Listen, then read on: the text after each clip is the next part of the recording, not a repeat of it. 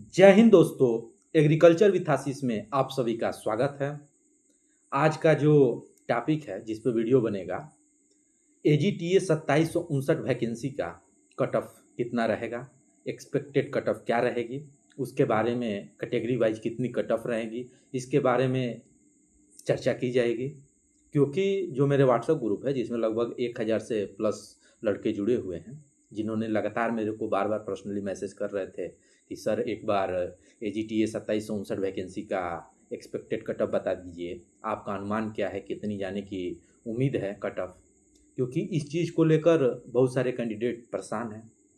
क्योंकि यह एक ऐसा समय होता है कि कितना भी अंक कोई भी विद्यार्थी या कैंडिडेट प्राप्त कर लेता है, लेकिन डर जब तक फाइनल रिजल्ट न आ जाए बना रहता है। तो मैं आपको बता दूं कि मैं जो कट ऑफ बता रहा हूँ वह एक महज अनुमान है।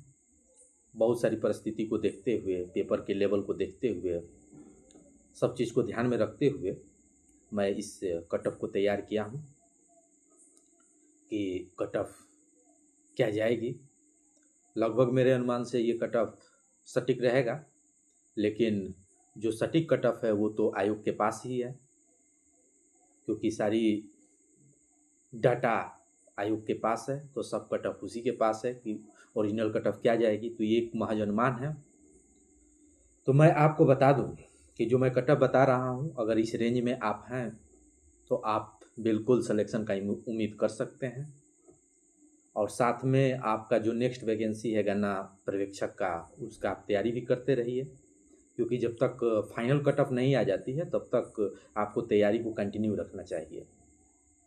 क्योंकि अगर आप तैयारी कर रहे हैं, क्योंकि इसी पर तो आपको रुकना नहीं है, आगे भी तैयारी करते रहना है, तो इसलिए अपने तैयारी को कंटिन्यू रखते हुए आपको गन्ना पर्यवेक्षक की तैयारी करनी चाहिए। तो मैं जो क्यूरियोसिटी है बहुत सारे कैंडिडेट का, उसको आज मैं बता दे रहा हूँ कि मेरा क्या अनुमान है कितना कट ऑफ जाएगी। तो मेरे हिसाब से जो जनरल की कट ऑफ है EOR की, वो 72 से 74 के बीच रहेगी। 72 से 74 इसी रेंज में EOR की कट ऑफ जाएगी। अगर OBC की बात कर ली जाए तो 71 से 73 के आसपास कट ऑफ OBC का लगेगा। इसी रेंज में OBC की कट ऑफ रहेगी मेरे अनुमान के हिसाब से। EWS की बात की जाए तो 67 से 69 के बीच में EWS का कट ऑफ रहने का उम्मीद है। अब SC की बात की जाए तो 64 से 66 के बीच में SC का कट ऑफ रहने का पूरा उम्मीद है। उसके बाद ST की बात की जाए तो 30 से 32 जिसके मार्क्स बन रहे हैं, तो उनका सिलेक्शन होने का पूरा चांस है। उसके बाद अगर स्वतंत्रता संग्राम सेनानी की बात की जाए तो 20 से 22 मार्क्स जिसके हैं वो सिलेक्शन की उम्मीद रख सकता है। अब दिव्यांगजन की बात की जाए तो दिव्यांगजन में कैटेगरी वाइज रहता है। तो मैं उसमें दिव्यांगजन में जो कैटेगरी है, एक कैटेगरी आती है LV। तो LV कैटेगरी के 45 से 48 अंक जिसके बन रहे हैं उनका सिलेक्शन होने का पूरा चांस है।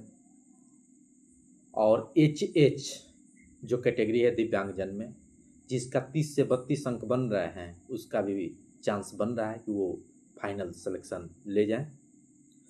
और एक और कैटेगरी बनती है OA, OL, LC, DW, AAV।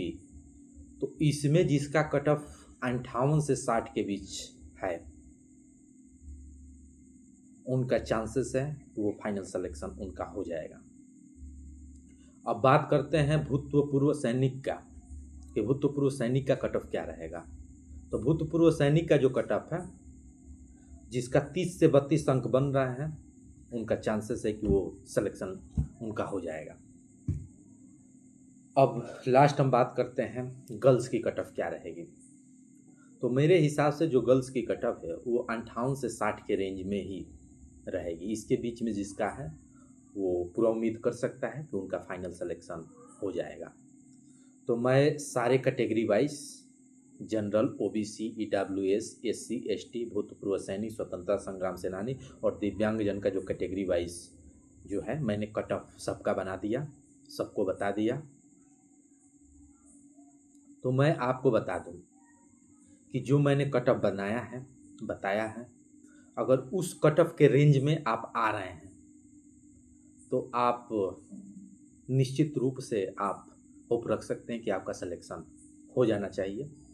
क्योंकि जो मैं कट ऑफ बताया हूँ वह एक मैं अपने अनुमान के आधार पर बताया हूँ, पेपर को लेवल को देखते हुए बताया हूँ, कुछ लड़कों से जानकारी इकट्ठा करके बताया हूँ, फिर कुछ और परिस्थितियाँ एग्जाम में प्रेशर को भी ध्यान में रखते हुए कि कहाँ से कौन से लड़के क्वेश्चन गलत कर सकते हैं, उसके बारे में भी मैं पूरा एनालिसिस करके बनाया हूँ।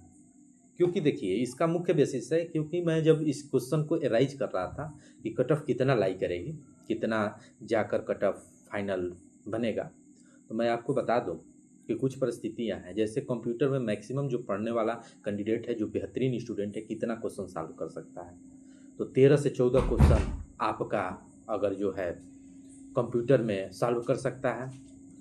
अगर यूपी जीके की बात की जाए तो यूपी जीके में 13 से 14 क्वेश्चन मैक्सिमम है, इससे ज़्यादा क्वेश्चन कैंडिडेट कर नहीं पाएंगे जो पढ़ने वाले भी होंगे, क्योंकि कुछ क्वेश्चन सन से जो दिया था उसमें क्वेश्चन गलत करेंगे, कुछ ऐसे क्वेश्चन उठाए थे। तो मेरे अनुमान के हिसाब से 13 क्वेश्चन यूपी जीके में बना पाएंगे, 13 से 14 क्वेश्चन कंप्यूटर में बना पाएंगे, लगभग 26 से 27 क्वेश्चन उनका इन दोनों सब्जेक्ट में सही होगा। 2-4 क्वेश्चन गलत करेंगे तो माइनस मार्किंग काट कर 25 से 26 क्वेश्चन इनका प्योर जो अच्छे स्टूडेंट रहेंगे, जो रैंकर्स रहेंगे, उनका ये स्कोर बनेगा। फिर हम एग्रीकल्चर की बात करें तो एग्रीकल्चर में 12 से 13 क्वेश्चन ऐसे थे कि जो अच्छे स्टूडेंट भी उसको गलती करेंगे। तो जो अगर अच्छा कैंडिडेट है रैंकर से, वो 52 से 53 क्वेश्चन आपका सॉल्व कर सकता है। तो अगर ये टोटल अगर मिला दिया जाए तो एक अच्छे रैंकर्स स्टूडेंट का 80 के आसपास बन रहा है, 79 से 80। तो रैंकर्स पे मेरिट नहीं बनती है, एवरेज से ऊपर बनती है। तो जो अगर एवरेज देखा जाए तो एवरेज बहुत सारे कैंडिडेट का 60 से 65 के बीच बन रहा है, बहुत सारे कैंडिडेट का 60 से 65 के बीच एवरेज स्कोर आ रहा है। तो उसी एवरेज स्कोर के आधार पर, जबकि मेरिट जो होती है एवरेज पे नहीं बनती है और ना रैंकर्स पे बनती है, ना हाई पे बनेगी और ना एवरेज पे बनेगी।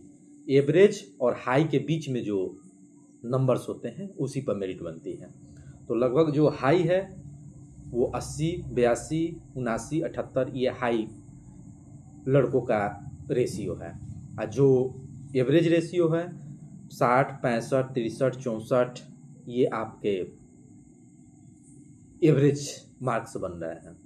तो मैं जो एनालिसिस किया हूँ इसी आधार पर आपको बता रहा हूँ, हर चीज़ को देखते हुए कि एवरेज क्या जाएगा, हाई रेशियो क्या है, फिर बहुत सारे कैंडिडेट का रिव्यू लेकर, फिर मैं खुद पेपर तो मैं दिया नहीं था क्योंकि मैंने पेपर देने गया नहीं था, तो मैं पेपर को लिया और खुद सॉल्व किया और फिर देखा कि किस क्वेश्चन में कैंडिडेट उलझ सकते हैं, एग्ज़ाम प्रेशर में किस क्वेश्चन को गलत करेंगे, उन सारी चीज़ों को एनालिसिस करके तब जाकर मैंने इतनी सारी चीज़ें के एनालिसिस करने के बाद मैं ये वीडियो बनाया हूँ। क्योंकि बहुत सारे कैंडिडेट बार बार मैसेज कर रहे थे कि सर जल्दी कट ऑफ का वीडियो ला दीजिए। तो देखिए मैं बता दूं कि कोई भी कार्य जल्दीबाजी में नहीं होता है।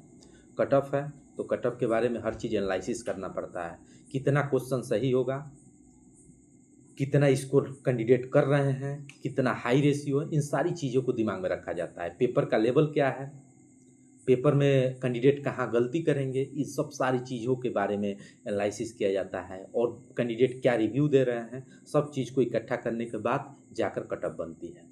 तो ये कट ऑफ जो है यही मेरी कट ऑफ है। तो मैं अब आपको बता दूं, आप लोग अगर इस रेंज में आ रहे हैं तो निश्चित रूप से आप फाइनल सिलेक्शन प्राप्त कर लेंगे, जहां तक मेरी उम्मीद है।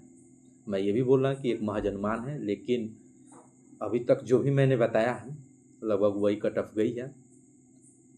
VPO का भी मैंने बताया था, उसका भी कट ऑफ, लेकिन वो मैं दूसरे चैनल पर बताया था क्योंकि उस समय तक मेरा भी चैनल मैं बनाया नहीं था, तो मैं दूसरे के चैनल पे ही कार्य कर रहा था। तो वहाँ पर भी मैंने जो भी कट ऑफ बताता हूँ लगभग सही जाती है, 2-3 नंबर इधर उधर। लेकिन जो मैंने ये कट ऑफ बताई है मेरे अनुमान से, अगर जिसके इतने बन रहे हैं वो निश्चित रूप से उम्मीद रखें उनका सिलेक्शन हो जाएगा। और मैं एक बार और भी बता रहा हूँ कि कट ऑफ जानने के बाद अगर इस रेंज में आप आ रहे हैं, चाहे इस रेंज से 4-5 अंक अधिक भी है, तो आप निश्चित रूप से गणना पर्यवेक्षक की तैयारी भी करते रहिए, क्योंकि गणना पर्यवेक्षक की अगर तैयारी करते हैं, अच्छे अंक आ जाते हैं, तो जब इसका डॉक्यूमेंट वेरिफिकेशन होकर फाइनल रिजल्ट आ जाएगा तो आप गणना पर्यवेक्षक का डीवी स्किप कर दीजिएगा। तो जो जेन्युइन लड़के हैं उनको ईजिली उनको फ़ायदा हो जाएगा। तो ये नहीं है कि आप एग्ज़ाम देंगे तो और कैंडिडेट का नुकसान होगा, बस ये है कि एग्ज़ाम दे दीजिए, डीवी के समय आप स्किप कर दीजिएगा। तो ऐसे ही न्यूज़ पाने के लिए आप लोग मेरे चैनल से जुड़े रहिए, जो ग्रुप है व्हाट्सएप ग्रुप उसमें जुड़े रहिए। उसके बाद रिज़ल्ट कब आएगा इसके बारे में मैं वीडियो बनाऊंगा, फिर रिज़ल्ट के बाद क्या प्रक्रियाएं होंगी, सारी चीज़ें रिज़ल्ट से लेकर लास्ट डॉक्यूमेंट वेरिफिकेशन से लेकर डॉक्यूमेंट वेरिफिकेशन में आने वाली समस्याएं, हर चीज़ के बारे में आपको जानकारी समय समय से देता रहूँगा। इसलिए आप व्हाट्सएप ग्रुप में जुड़ जाइए और मेरे चैनल से जुड़े रहिए, आपको सारी जानकारी मिलती रहेगी। उसके बाद आपकी क्या राय है, कमेंट बॉक्स खुला हुआ है, आप राय दे सकते हैं। जय हिंद।